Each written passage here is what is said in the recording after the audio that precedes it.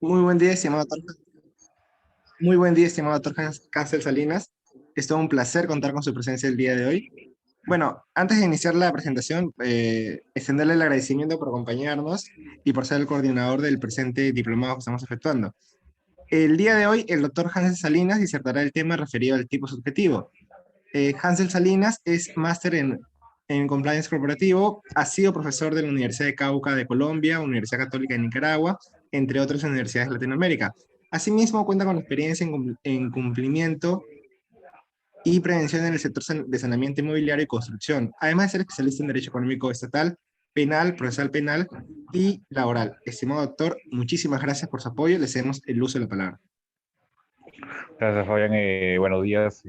Bueno, te voy a pasar las diapositivas bueno, voy a pasar las diapositivas a ver si me pueden ayudar a poder pasarlas. Y mientras doy a Sí, claro, performance doctor. de segundo, sí. Sí, bien. Bien. Bueno, buenos días, ¿cómo están? Espero que estén muy bien, ¿no? Bueno, siguiendo la línea del profesor Fernando Vallejo, que ha estado increíble su presentación. Es un gran amigo mío, el profesor, y pues tuvo la brillantez de apoyarnos con 2 días antes, ¿no?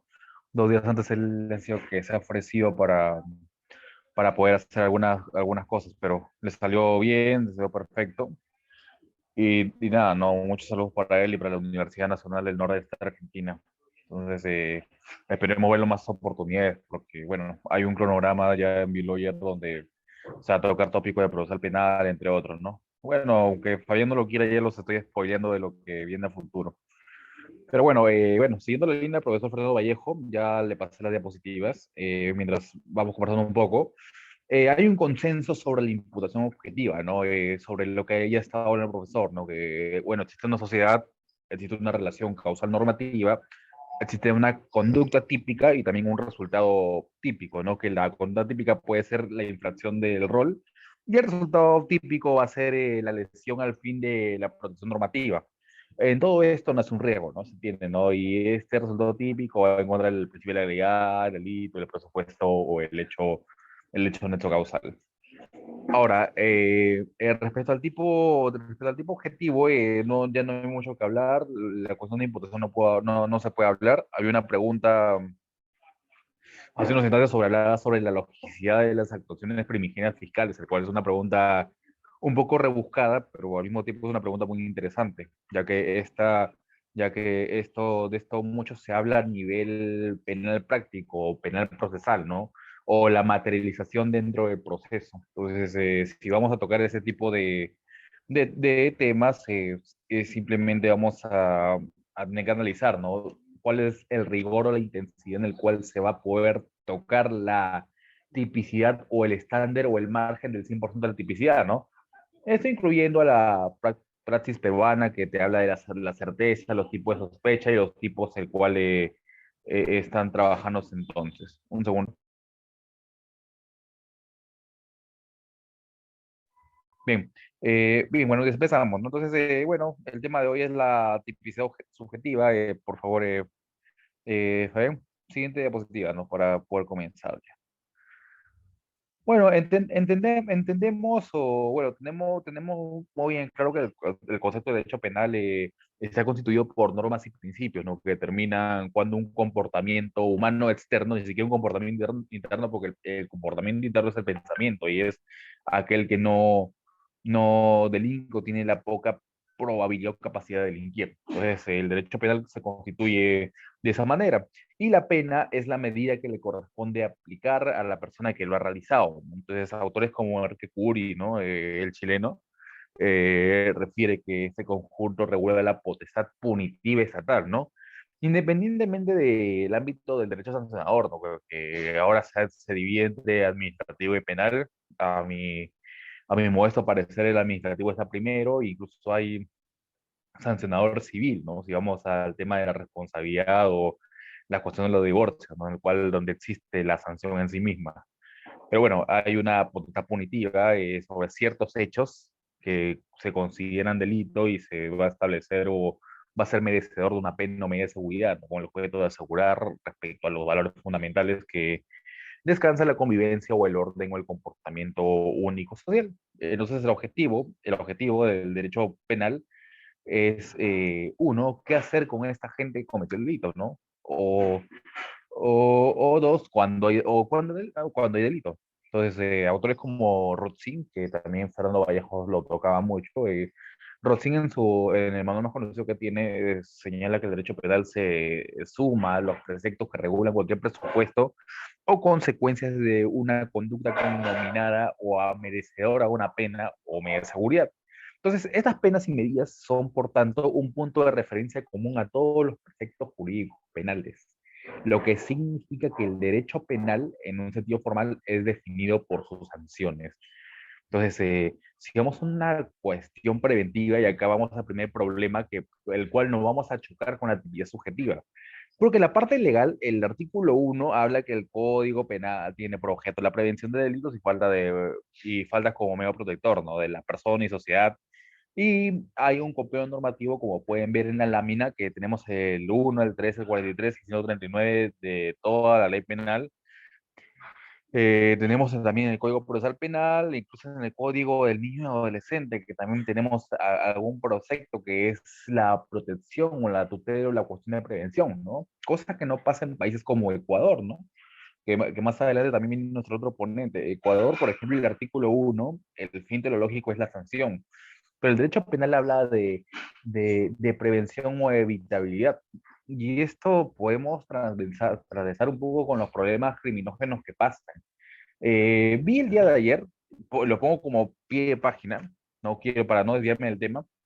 Vi el día de ayer con una profesora de criminología que hablaba sobre por qué las agredidas sexualmente son agredidas, ¿no? Entonces, daba algunas razones conductuales, ¿no? Y el cual uno se pregunta, una persona de pie se pregunta, ¿no? Pero una chica puede estar vestida como lo que quieras, sí, pero no hay ningún perfil para que puedas ser sujeto pasible de una comisión de un delito, el cual tiene mucha razón, independientemente de lo que pienso o no, lo que pueda contradecir, pero las razones legales simplemente están porque necesitan regularse. Entonces, si vamos a un tema, si vamos a un tema un poco más aterrizable, tenemos que reflexionar que el Código Penal aparece cuando el delito está cometido. El derecho penal tendrá que tener un fin, ¿no? Pero a nivel pragmático, siendo objetivos, este aparece post, no aparece pre, ¿no? Independientemente ahora la regulación de cumplimiento, de prevención, adaptabilidad y reputación son temas que se pueden escapar fácilmente, porque al final con la tipificación, vamos a tener que analizar si es necesario evitar la superfluidad de las penas o medidas y que el derecho puede constituir siempre la última ratio. Entonces se procede a aplicar este derecho penal cuando otros medios contemplan el ordenamiento para evitar la comisión de ciertos hechos que en teoría han fracasado y existe evidencia de que se puede sustituir o se puede complementar ventajosamente, ¿no? Y acá tenemos, por ejemplo, la incompatibilidad entre el principio objeto o el principio de legalidad con el carácter subsidiario del derecho penal. Entonces, ahí tenemos una disconcordancia en el cual eh, implica o el cual podemos constituir que el código tiene una naturaleza fragmentaria de sus prescripciones, ¿no? Porque son porciones aisladas de cierto tipo de ilícitos, ¿no? Entonces, creo que jugamos al régimen de excepcionalidad o al régimen de la inabsolutez. Entonces, podemos delimitar la gravedad, pero se va a justificar de todas maneras el instrumento riguroso del derecho penal. Entonces, ya teniendo esas reflexiones, podemos tocar la imputación objetiva, ¿no? O entendiendo ya, teniendo creencias avanzadas, entendemos que ya tenemos una noción en sentido estricto de lo que es teoría del delito, ¿no? Acción, tipicidad, antijuricidad y culpabilidad. Entonces, la tipicidad, y acá vienen los problemas claros, y eso se habló en las primeras clases, si mal no me recuerdo, ¿no? Uno, podemos definir si nosotros trabajamos la teoría del delito o simplemente encuadramos la acción. Y ese es el problema que nos va a palpitar todo en todas las cuestiones de las fórmulas penales. Uno, porque para determinar la imputación objetiva tenemos que ver si hay un carácter de voluntariedad, ya que la acción es la acción voluntaria y y la acción es humana y la acción es voluntaria, simple. Y cuando no hay acción o cuando algo es atípico, cuando no hay acción humana o cuando no hay voluntariedad. ¿Qué pasa con la tipicidad subjetiva entonces? Que la tipicidad subjetiva ataca la voluntariedad, ataca las cuestiones internas y subjetivas del ser humano. Por ejemplo, el querer o el no querer. Aquí aparece, curiosamente, el tema del dolo y culpa. O sea, aquí vamos a ver el logrado del dolo, el dolo y la culpa, pero bueno, como en los conceptos o la dogma me han dado para poder definir ese tema durante una hora entera, técnicamente creo que ya definí qué es la tipicidad subjetiva, ¿no? Cuando existe voluntad o cuando no, ¿no? Eso es lo que se va a analizar a fin de cuentas, así que bueno, por responsabilidad y por sentido común, independientemente de lo político y lo dogmático, técnicamente hay que analizar delito por delito los delitos más recurrentes y concurrentes donde podemos analizar técnicamente que cuando existe tipicidad subjetiva. Sí, siguiente diapositiva, Feo. Bien, para hablar de la tipicidad subjetiva, para hablar de la tipicidad subjetiva, bueno, tenemos que tener que el fin, bueno, ya hablé un poco de esto, sobre la protección de bienes jurídicos, siguiente diapositiva. Ya habiendo determinado la tipicidad que se divide en dos, la objetiva y la objetiva simplemente tiene cuestiones ya más legales, ya filiadas con el principio de legalidad, ¿no? Para que exista la tipicidad, obviamente que va a tener que existir una ley penal que pueda respaldar el margen de la imputación, no un crimen sin leyes. Entonces, seguido eso, tenemos que tocar los caracteres de la tipicidad, ¿no? Cuando la tipicidad va a ser tipicidad, y acá bueno, a mi modesto entender, puedo determinar cuándo existe la tipicidad o cuándo puede incurrirse un hecho en concreto de la tipicidad. Uno, cuando tiene la encuadrabilidad, la adecuación y la determinación. Con eso podemos analizar cuándo es tipicidad. En el ámbito de la encuadrabilidad, hay una fórmula paradigmática que puede pertenecer a la ley y se advierte que pertenece a la persona humana o pertenece a la conducta humana. ¿Sí? Esto independientemente de la subjetividad de la tipicidad. Acá hablamos de la objetiva. Es tipicidad objetiva cuando pertenece a la ley penal uno y puede ser atribuible a la persona humana, ¿no? A mata, a falsifica, a transporta insumos químicos, a hace ejercicio irregular dentro del mercado, entre otros. Zaffaroni, independientemente de las riñas que podemos tener algún sector o algún sector estudioso de esto, Zaffaroni tiene razón cuando define que la tipicidad es característica de una conducta en razón a que está adecuada al tipo penal. Es decir, y se individualiza como prohibida por un tipo penal. El tipo penal representa una prohibición material, y cuando desobedeces esa prohibición, lo que corresponde es sanción, hecho, causa, consecuencia. Después del presupuesto de la encuadrabilidad, tenemos la adecuación. Moreiro, perdón, define que la tipicidad es una conformidad de la conducta a aquella imagen directriz trazada en la ley. Es la que caracteriza o presenta la conducta cuando se realiza concretamente el tipo legal, es adecuación objetiva, externa y conducta de la ejecución legal. O sea, encuadramos que nuestra conducta pertenece a un tipo penal, pero no solamente es pertenecer al tipo legal, sino también adecuarla a la circunstancia en concreto.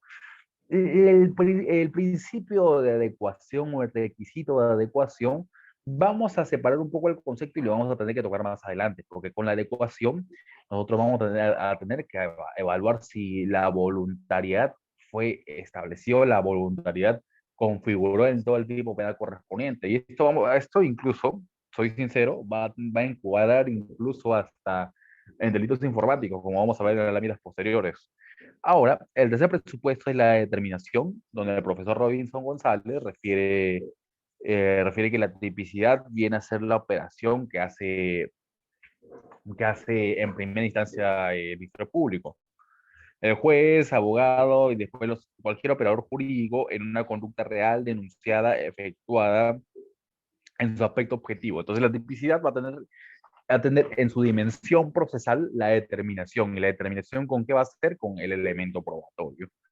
Solo se va a concretar esta verificación.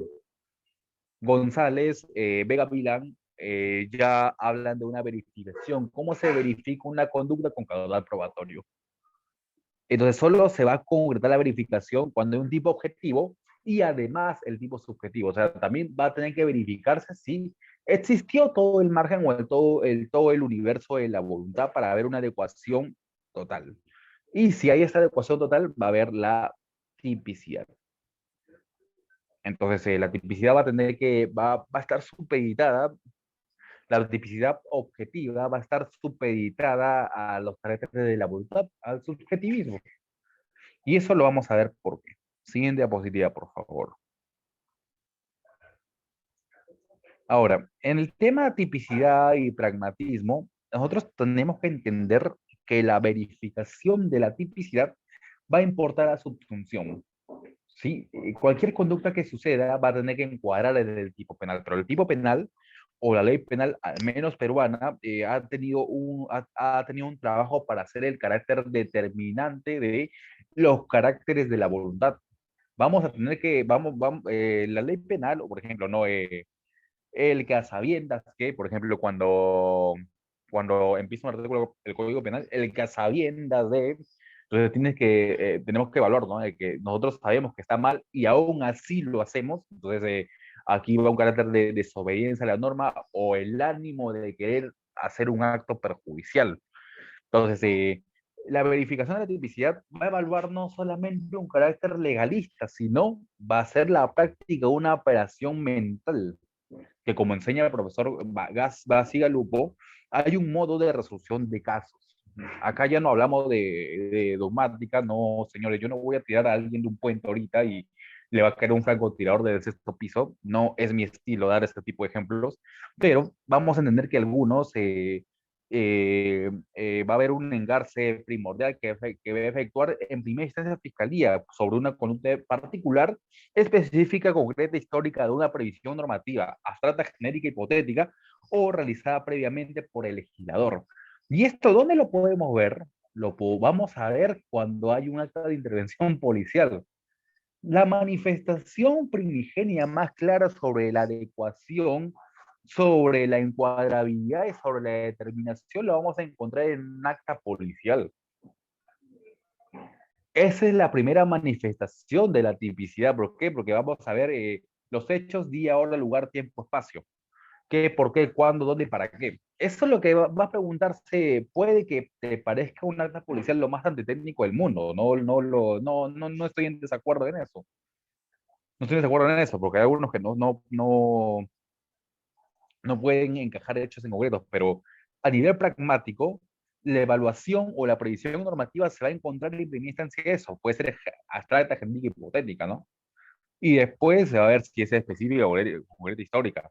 Entonces, la tipicidad, según el profesor Javier Villestein en sus mejores años de lucidez, antes de que suceda todo lo que ya conocemos, él hablaba que la tipicidad opera entonces como la ratio cognoscendi de la antijuridicidad. Para que exista la tipicidad o una conducta expresa en ley penal, obviamente que tienes que evaluar que esta conducta ha dado la contravención de todo el orden social. Eso es lo que evalúa Wittgenstein. Entonces, para esclarecer luego la posible responsabilidad. O sea, técnicamente no solamente es el daño o la lesión social, sino se va a evaluar si hay una posible responsabilidad. Entonces, vamos a ver cuáles son los caracteres de volatilidad del delito, cuáles son la adecuación del delito respecto a la voluntad de la persona, el cual el legislador peruano al menos ha cometido errores groseros respecto a la estructuración de normas penales. Lo vamos a ver un poquito más adelante. Siguiente diapositiva, por favor. Ahora vamos a tocar la tipicidad subjetiva y aspectos problemáticos en el delito penal. Vamos a tener el problema uno. El problema uno sobre ese... Bien, problema uno. Bien, la problemática de la tipicidad subjetiva, autores como Enrique Dona Padre, no es todo una padre, pero no el hijo, que también están en la misma casa de estudios. Donna refería que bueno, ¿no? Para cuando analizan un delito y el problema, si el evento no querido directa debe imputarse a título de dolo o culpa, no debe admitirse o no puede admitirse una regla general, no depende de la actitud del autor frente al resultado. Acá voy a tomar el ejemplo del profesor Fernando Vallejos cuando este refiere, ¿no? Sobre la persona que apaga la luz y la otra persona cruza y la otra persona se cae en el zanjo, ¿no? Y puede ocasionarle la muerte. Entonces, un delito y el evento no, si no quiso que se cometa el resultado, no debe imputársele al título de dolo culpa. El título de dolo culpa se va a tener que evaluar junto con la voluntariedad de la persona para el quehacer de las cosas. Entonces, cuando existe ese tipo de eventos, va a tener que evaluarse la actitud del imputado, por una parte, así como se ha legislado la ley y el tema, concretamente teniendo en cuenta si la pena impuesta para este tipo de delitos. Entonces, como se ha podido hacerse una remisión, hay dolo, clases, alcances y conceptos de culpa que se adopta al punto del comentario, lo cual es inadmisible, tal como suele hacerlo cierta parte de la doctrina. Entonces, cuando no hay voluntariedad de querer hacer las cosas o cuando no hay voluntariedad de querer que el resultado ocurra, técnicamente tenemos que determinarlo a título de dolo culpa, ¿no?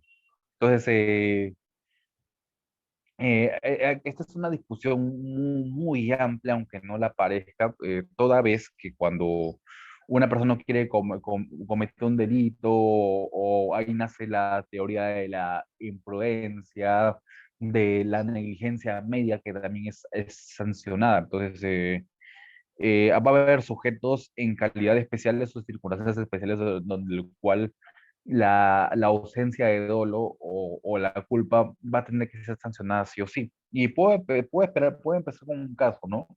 Y bueno, si gustan, lo respondemos ahora o yo lo respondo sin ningún problema. Y les comento un caso, ¿no? Por ejemplo, una persona, un señor que trabaja en el sector de camiones, o es camionero, va a estacionar su camión, va a almorzar, sale del comedor popular para poder seguir en su marcha, pero no se ha dado cuenta que una persona en estado de ebriedad estaba recostada en la parte trasera del camión, ¿no? Donde a nuestra máxima experiencia, en palabras de Fernando Vallejo, no estaba en un punto ciego, ¿no? El señor arranca, este arranque como el señor ebrio estaba recostado, cuando arranca el camión entra en un punto de desequilibrio, el cual cae y la cabeza le es aplastada por el camión. Entonces, la pregunta es, ¿quién es responsable penalmente? O si puede ser responsable a título de dolo, puede ser tipo de culpa, puede ser responsable a título de imprudencia. Entonces, lo que se va a determinar es la imprudencia, por qué o cuál es el ánimo de la imprudencia, ¿no? Entonces, y esto se puede resolver de una o mil maneras, ¿no? Por ejemplo, es responsable porque cuando se sube el camión no revisa todo el camión, no pueden decir unos, otros pueden decir, no, pero cuando el camión prende hace bulla, porque un camionero cuando prende el camión tiene que prender y hacer bulla y arrancar el motor, porque los gatos duermen debajo de las llantas. Uno puede decir eso. Otro puede decir que no lo vio, fue un delito culposo en materia de homicidio culposo, así que no es responsable penalmente, puede ser responsable civilmente. Entonces, hay muchas maneras de resolver el caso, depende de la óptica en la cual la veas. Entonces, bajo ese contexto va a haber muchos problemas desde qué óptica lo estás viendo, ¿no? O qué nivel, o otros que pueden decir, ¿no? Tan ebrio estaba la persona que se ha caído por el arranque de un camión. Entonces, hay mucho por rebanar de tipicidad subjetiva, ¿no? Entonces, la siguiente diapositiva tenemos la Ejecutoría Suprema, la 325-2004, el cual hace una apreciación interesante, porque cuando hay ausencia de dolo culpa, para algunas personas o para algunos, al criterio de algunos jueces hay una causal de atipicidad. Refiere que cuando se trata de una conducta atípica, por ausencia de tipicidad subjetiva, lo cual ha sido compulsado por la sala superior, ¿no? Y hablamos actual en materia del ámbito del Código de Procedimientos Penales, que al igual que ustedes, yo también pensaba que ese código había desaparecido, pero me he dado cuenta que algunos distritos judiciales aún siguen manejando el Código de Procedimientos Penales. Hace un par de días tuve un juzgamiento con ese Código de Procedimientos Penales. Entonces, el Código de Procedimientos Penales dice algo muy interesante y esto pueden usarlo tranquilamente en la práctica. Y cuando se trata de una conducta típica, hay una conducta típica por ausencia de tipicidad subjetiva, ¿no? Por ejemplo, hay algunos jueces que están pidiendo que pruebes si existió o no voluntad, el cual tiene una exigencia, ¿no? Entonces, la pregunta a niveles probatorios va a ser lo siguiente, ¿no? ¿Tú cómo pruebas que una persona tuvo voluntad o no, no? Que a través de la inmediación puedes lograr que una persona pueda ver si tiene voluntad o no. No, es que si el imputado en su declaración de juzgamiento se ve sinvergüenza, entonces doy cuenta que tiene un ánimo perjudicial. Entonces, ese es un poco raro. Va a ser un poco raro ese criterio, ¿no? Que dice que cuando se prueba la tipicidad objetiva, ¿no? Pero no se puede probar la subjetiva, entonces, es una causal atípica, por tanto, el destino es la solución, ¿no? Pero el tema es cómo la tipicidad subjetiva se infiere o la tipicidad subjetiva se prueba o la tipicidad subjetiva se concluye. Aquí tenemos que remontarnos a las teorías civiles, porque recuerden muy bien que la imputación objetiva nace de una tesis civil en el año 50. Incluso las primeras sentencias norteamericanas que hablaban sobre la responsabilidad del derecho de daños y la imputación objetiva de responsabilidades de derechos y obligaciones, hablaban sobre la creación de riesgos justificados, justificantes o no. Entonces, para hablar de la probanza de la imputación subjetiva del dolo culpa, tenemos que inferirla. La tipicidad subjetiva no se prueba, la tipicidad subjetiva se infiere, depende del caso en concreto. Eso puede sonar muy carcelero o restrictivo, pero es la verdad. Es la verdad porque con la inmediación no se puede lograr nada, a pesar de que se infiere o no las actitudes que puedes tomar con el tiempo. Pero la tipicidad subjetiva se infiere, nunca se va a probar y la no probanza no significa ausencia, aunque la Corte Suprema a través de la ley de procedimientos penales diga lo contrario. La tipicidad subjetiva no se prueba. Esa es una, bueno, al menos el modesto criterio que puedo dar, ¿no? Siguiente diapositiva sobre cuando hay cuestiones incorrelativas entre elementos normativos de imputación objetiva y subjetiva. Siguiente diapositiva, por favor.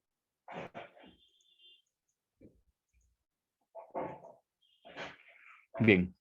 En elementos normativos se le imputa, por ejemplo, ¿no? ¿Cuándo es tipicidad objetiva y cuándo es tipicidad subjetiva? No hay un verso, ¿no?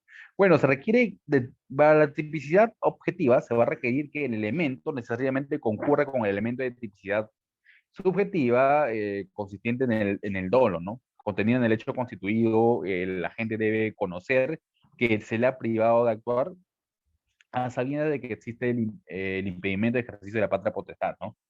Este es un pequeño caso si mal no recuerdo, de delito de sustracción a menor, el cual, eh, el cual refiere, ¿no? O sea, sabiendas de que sabes que no puedes tener al menor porque lo sigues sustrayendo, ¿no? Entonces, para el año 98, y esto es un expediente muy antiguo donde refiere, ¿no? Si bien es cierto, concurren elementos de la tipicidad o concurren elementos del delito, este señor no sabía que estaba dentro de un proceso de dotación al menor.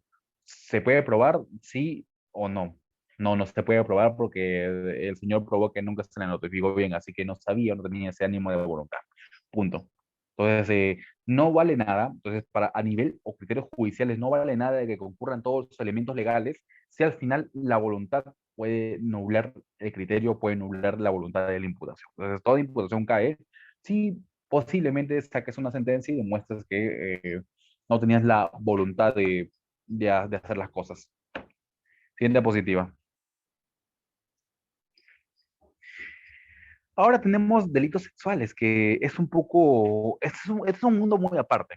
Ya, por ejemplo, no, Peña Cabrera Freire, por ejemplo, acá él habla, por ejemplo, no toca mucho el delito de violación sexual, pero sí habla sobre el tema de prostitución clandestina, ¿no? Que este mismo puede estar muy referido, puede estar muy referido a las cuestiones de dolo, si uno tenía el consistente estado cognitivo para realizar diversos actos que comprometen el ejercicio de este acto ilegítimo, ¿no? Ahora, no se atreven a tocar mucho el delito de violación sexual por no es lamentable, esta crítica corriente de género. eh, Creo que se atreve poco o nada de analizar ese tipo de delitos, ¿no? Pero si uno analiza los delitos sexuales o la normativa, siendo muy objetivos para hacer el análisis, nos damos cuenta que este tipo de delitos no tienen estructura normativa. Un ejemplo, ¿no? Por ejemplo, el caso de, bueno, el 170.13 del Código Penal habla de que cuando el agente es agravante del delito de violación sexual cuando el agente ha tenido estado de ebriedad, ¿no? Cuando el agente o sujeto activo. Pero en el Código Penal tenemos el 20.1 que habla sobre el estado de inimputabilidad cuando una persona está ebria. Entonces, si una persona está ebria, sale que es una extenuante, pero en otro artículo es agravante, yéndonos a principios, va a tener que evaluarse la norma más favorable. ¿Y esto qué tiene que ver con el dolo? Preguntarán. Cuando una persona está ebria, ¿tiene voluntad? Si es la voluntad la que se evalúa a nivel de tipicidad. Entonces, bajo esa estructura o bajo ese precepto normativo, entonces creo que no tenemos mucho, ¿no? Ahora van a pensar, no, no, sí, pero si la persona se emborrachó para tener ese tipo de actos ilegítimos, uno pensará, no, entonces que pruebe que ha tenido la voluntad de emborracharse simplemente para ese hecho. No, pero se tiene que inferir, dirán unos. Entonces, van a haber muchas discusiones que a mi parecer tienen que ser mucho más concreto, ¿no? Entonces, si uno dice excedimiento o agravante, independientemente de la voluntad se puede inferir. Sí, para mí la voluntad se debe inferir, no se debe probar. Pero, pero si hay un conflicto en dos normas, tiene que irse definitivamente a la favorable. Entonces, creo que la tipicidad subjetiva de delitos sexuales carecen de estructura normativa, como siguiente conclusión. Ahora, siguiente diapositiva, pasando a otro tipo de delitos, podemos ver delitos patrimoniales como el tema de usurpación. Respecto al tema de usurpación, muchos saben que el artículo 202 del Código Penal hay tipo de comportamiento en usurpación, como es destrucción, alteración de linderos, acto de despojo, turbación de posesión de un inmueble, entre otros casos, ¿no? Entonces la conducta cita que para despojar tiene que ser mediante violencia, amenaza, engaño o abuso de confianza. Entonces, la violencia es, en este caso concreto, o en ese artículo, técnicamente, la tipicidad subjetiva no se prueba, sino la tipicidad subjetiva se infiere. ¿Por qué? Porque el tipo penal lo expresa así. El que mediante violencia, abuso de confianza o amenaza o engaño, entonces violencia, amenaza o engaño, creo que son tipo doloso, ¿no? Uno no es violento de casualidad o uno no es violento involuntariamente. Entonces, la fórmula penal del artículo 2 es una fórmula penal perfecta al menos para las corrientes funcionalistas, ¿no? La funcionalidad contemporánea del dolo. Excepto con el ámbito por ejemplo, el abuso de confianza, ¿no? Cuando una persona abusa de confianza o no, ¿no? Entonces, creo que eso va a tener ese último presupuesto, abuso de confianza, va a tener que resolverse al menos por máxima de la experiencia. El delito de usurpación creo que es una buena manifestación de estructura normativa que puede regular la inferencia y la tipicidad subjetiva, pero sin embargo, con su excepción que es el abuso de confianza, ¿no? Bueno, en el caso en concreto, en este caso de la Ejecutoría Suprema del 1 de diciembre de 2003, simplemente habla de que hay un imputado, el certificado de posesión, de la Comisión de Necesidades de Vivienda, pidiéndose para su próximo título de propiedad, ¿no? Con lo cual él prueba que el agraviado se encuentra en posesión del inmueble, advirtiéndose que la propiedad podía ser dilucidada no en materia penal, sino en cuestiones civiles. Entonces, el presente caso nos daba la concurrencia de elementos Eh, Objetivo o subjetivo del tipo de la usurpación. No, nunca se probó nada. Aquí, obviamente, en este caso se exigió la probanza de que exista, pero tampoco se prohibió que hubo violencia, amenaza, intimidación o uso de confianza, ¿no? Ni siquiera se señaló o ni siquiera puede encuadrarse en la secuencia práctica de la imputación. Bien, siguiente diapositiva, toquemos por ejemplo un caso de delito informático. ¿Cuál es la cuestión o el razonamiento de la naturaleza de la norma de delito informático? Siguiente.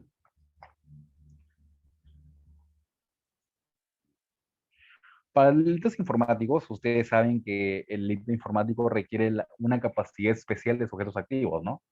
Aunque ustedes no lo crean, para el delito informático necesitan un sujeto, no puede ser cualquier sujeto, sino un sujeto que conozca la ley de la informática, o sea, un pragmático respecto a la materia. No solo es conocer, sino es saber ejecutar la aplicabilidad de la acción. Entonces, y esto mucho va a caer en el tema de fraude informático, clonación de tarjeta. En realidad, esos casos son muy comunes, ¿no? Pero la ley informática se divide en dos. Uno es la que está en el Código Penal y dos, la ley de la 30096, la ley de delitos informáticos, ¿no? Que el delito informático todos son apreciaciones dolosas, ¿no? Porque obviamente que necesitas un sujeto que realice ese tipo de expertise, ¿no? Que tenga especialidad y tenga expertise en la materia. No solo especialidad, ¿no? Hay una diferencia muy grande entre la especialidad y el expertise, ¿no? La especialidad es aquel que estudió para hacer las cosas, la expertise es aquel que tiene experiencia en hacer las cosas, pero al final de cuentas eres conocedor de la materia en ambas situaciones, aunque las dos representen un contexto distinto, ¿no? Entonces, el delito informático, el delito informático técnicamente se requiere la concurrencia del dolo, ¿no? Porque entiendo yo que nadie, y esto se va a resolver por experiencia simple, fórmula simple, nadie creo que hackee una red estatal de casualidad, ¿no? O no creo que nadie manipule los resultados de la casa de apuestas, ¿no? O no creo que nadie clone una tarjeta de casualidad. Entonces, creo que el delito informático está muy bien encajado hacia ese aspecto y la tipicidad subjetiva no va a requerirse la probanza, el razonamiento o la inferencia en este artículo. Y hablamos de los 107-A del Código Penal, independientemente de la ley de delitos informáticos. Siguiente diapositiva, por favor.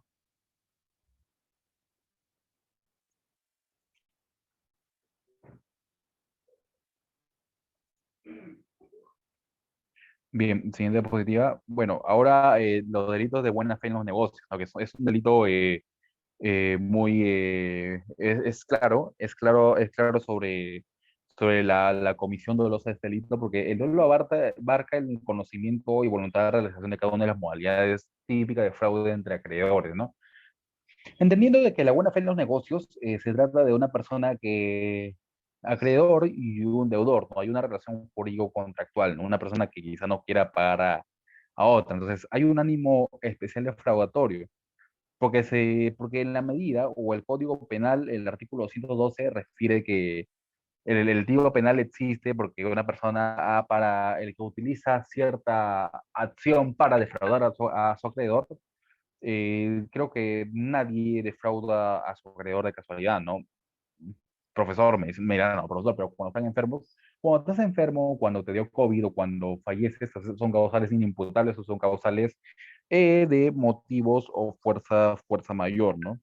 Entonces, hay casos fortuitos y fuerza mayor. Entonces, no podemos rechazar la interpretación que la defraudación es una concepción de la conducta típica, una percepción conceptiva. En cuanto a las prioridades, eh, debemos concluir que la forma o el artículo penal está prestado a ser formas dolosas, no culposas, ¿no? Independientemente, por ejemplo, caso de robo, ¿no? Robo agravado en armas, concurrencia de dos más personas, noche. Entonces, ahí creo que hay un ánimo de realizar la acción. Cosa que con el hurto no pasa, con el hurto es muy difícil de probar. Entonces la probanza del dolo siempre va a ser un tema que va a estar rodándonos por la cabeza. Siguiente delito, vamos a tocar un tema que no puede ser un poco sensible, pero hablemos del delito de apología, ¿no? Bueno, Fontán Palestra en el año 98, en Buenos Aires, cuando había esta corriente sudamericana, definió una cuestión muy interesante, que la apología punible es un delito doloso y un dolo debe abarcar el conocimiento de lo que el objeto de defensa o alabanza constituye un delito cometido. Los móviles, aunque sean nobles, no excluyen de su ilicitud, si bien podrían tenerse en cuenta requerirse la trata de hechos o personas determinadas y no de opiniones en abstracto. Entonces, el delito de apología, obviamente que tácitamente nos refiere que la apología tiene que concurrirse cuando uno alaba, al menos cuando está sentenciado, ¿no? Creo que refiere que la persona o el sujeto tenga una sentencia condenatoria firme y consentida. Sí, porque dice, ¿no? Aunque los fines sean nobles, o sea, tiene que decir, ¿no? Aunque tú lo quieras, por ejemplo, tú eres la esposa de un terrorista fallecido, un ejemplo, ¿no? Y quieres hacer una marcha a favor de él, pues, ¿no? Pero este mismo día tuvo sentencia firme consentida y se estableció o se esclareció la verdad en el proceso, mejor dicho, ¿no? Pero tú quieres hacerlo quedar como una persona buena. Y esto pasa mucho con las narconovelas, ¿no? Que en México, si bien, en México no están tan reguladas muy bien el delito de apología, pero si por A o B, a mi modesto entender, alguien quiere hacer una narconovela, creo que incurriría en ese delito de apología, siendo la teoría de Fontán Balestra. ¿Por qué? Porque a pesar de que el objetivo sea noble, a pesar de que tú quieras a tu esposo y lo quieras quedar como buena a través de bueno, a través de una telenovela, se requiere de que de un hecho objetivo. El hecho objetivo es que una persona está condenada y sentenciada, no de opiniones o un hecho abstracto, ¿no? Y esto no entra en ningún lugar de las cuestiones o las dimensiones de la libertad de expresión, por si acaso. Siguiente positiva, por favor. Y ahora el rehusamiento y la entrega de bienes. Un segundo.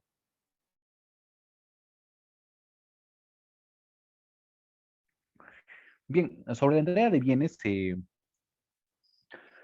acá vamos a un tema de procedimiento administrativo sancionador. Por ejemplo, cuando ocurre una ejecución coactiva, sea por el SAT, sea por alguna municipalidad, sea por la SUNAT, sea por la UIF incluso, sea por SUNAT, SUSITEL, ¿no? Entre otros que interponga una medida cautelar, porque el rehusamiento de entrega de bienes se entiende de que todo es parte de una medida cautelar. Se entiende que la dimensión o el margen del hecho es que nos encontramos en una medida cautelar hecha por la administración pública que tiene carácter autotutelar, ¿no? Entonces, técnicamente, cuando se te levanta la entrega de bienes, por ejemplo, las medidas cautelares no son perpetuas, se pueden oponer y pongamos la situación de que un juez especializado declara fundada nuestra pretensión de que se declare nula la medida cautelar, ¿no? Y devuelve la entrega de bienes. Pero resulta que a algunos malos funcionarios les gusta repartirse los bienes, porque tienen la esperanza de que nunca van a venir por ellos. Y no es una crítica a algunos funcionarios, pero son cosas que a nivel práctico pasan, ¿no? Entonces, cuando tú vas a recoger tus cosas, posiblemente tu carro está sin motor, posiblemente tu carro está sin timón, posiblemente en tu departamento embargado no haya cosas, no haya cama, no haya tele, no haya radio, no haya muebles, no haya perro. Entonces, ¿quién es responsable de esto? El funcionario público, ¿no? El que ordenó la ejecución coactiva, sí. Pero él va a decir, no, sí, pero yo no estaba ahí, ¿no? De repente han ingresado otras personas y han querido robar, porque ese es el argumento de defensa de muchos defensores funcionariales. Ahí cuando tú le preguntas, pero acá aquí hay un sujeto especial que es el deber, ¿no? Si tú estás incautando algo o si tú estás embargando algo con el efecto de que pueda cumplirse la obligación, entonces no tienes el deber de garante sobre el bien, sí, pero no es mi culpa, no es mi culpa que haya sucedido lo que haya tenido que suceder. No es tu culpa, pero sí es tu responsabilidad. Entonces, son principios de las cuestiones del deber. Si tú has tenido un deber funcionarial de ser el custodio de las cosas y en ese deber mínimo fallas, entonces aquí es el claro ejemplo donde el dolo o la culpa es igual de castigado. ¿Por qué? Porque la infracción del deber no tiene algunas zonas exentas. La infracción del deber tiene zonas exentas de la voluntad. Así que el tema de infracción del deber va a ser otras cuestiones para poder evaluar. Entonces, bueno, creo que con esto creo que acabamos la intervención y pues muchas gracias con todos y muchas gracias por la intervención, ¿no? Creo que con esto acabamos la sesión. Atento a sus preguntas. Muchas gracias.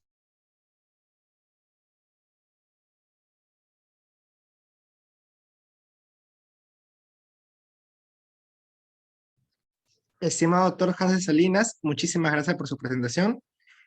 Por el momento no se ha efectuado ninguna pregunta. Ante ello, vamos a brindarle el agradecimiento por participar en el Diplomado Internacional en Derecho Penal y esperamos que nos pueda acompañar en futuras oportunidades. Muchísimas gracias, estimado doctor.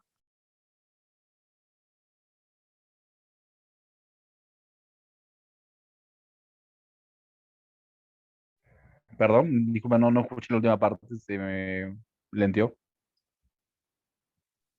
Muchísimas gracias, estimado doctor, por acompañarnos el día de hoy. Ha sido todo un placer contar con su presencia. Esperamos que nos pueda acompañar en futuras oportunidades y proyectos en común, estimado doctor. Gracias por todo. No, no, gracias a ustedes. Bueno, le dejo el pase al siguiente ponente, ¿no? Que supongo que ingresaré en unos 20 o 30 minutos, ¿sí? Entonces, muchas gracias por asistir, ¿no? Entonces, atento a alguna reflexión o algo. Entonces, atento a sus comentarios. Muchas gracias a todos y gracias por la invitación. Nos vemos la otra semana, que es la última sesión. Gracias. Gracias, estimado doctor. Estimados participantes, todavía queda pendiente una sesión, la cual va a ser desarrollada en unos minutos, aproximadamente entre 10 a 15 minutos. Les estaremos informando por el chat de ese mismo Zoom, así que nos vemos en breves. Muchas gracias por todo.